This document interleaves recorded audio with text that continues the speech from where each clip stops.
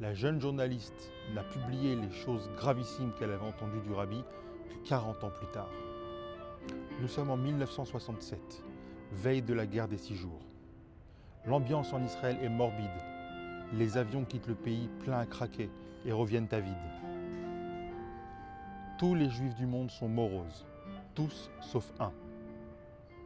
Depuis Brooklyn, le rabbi de Lubavitch, plein de confiance et de joie, annonce au peuple juif qu'Israël connaîtra une victoire miraculeuse, que Dieu tient ses promesses et qu'il a promis cette terre au peuple juif.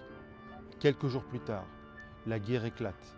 Israël, avec l'abnégation de ses courageux soldats, va gagner miraculeusement une guerre contre 7 États arabes. Une guerre déclarée par ses ennemis, mais grâce à laquelle Israël pourra conquérir de nombreux territoires, y compris la vieille ville de Jérusalem et le mont du Temple. Les Juifs du monde sont tous dans l'euphorie, tous sauf un. La jeune journaliste Géoula Cohen s'envole depuis Tel Aviv pour New York afin de recueillir les réactions du rabbi à cette victoire miraculeuse qu'il avait annoncée prophétiquement devant des milliers de personnes. Le ton du rabbi est glacial. Ce n'est pas comme ça qu'on prend Jérusalem. La journaliste est tellement choquée qu'elle arrête de prendre note. Le rabbi avait des informations secrètes qui décrivaient la manière dont Jérusalem avait été prise. En effet, le chef des armées, Moshe Dayan, ne voulait surtout pas prendre Jérusalem.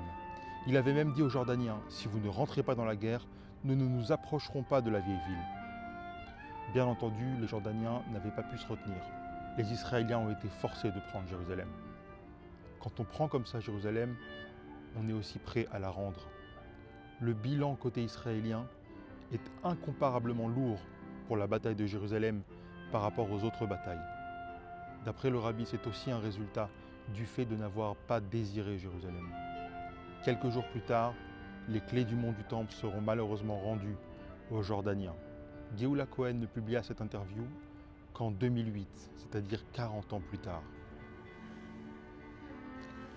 Ce genre d'histoire et encore bien d'autres sont racontées dans ce livre. Je pense sincèrement qu'on ne peut pas réellement comprendre le conflit en Israël avec les Arabes sans avoir lu ce livre. Il retrace ce qu'on connaît de l'implication du rabbi dans les questions géopolitiques, stratégiques et militaires en Israël. Bonne lecture!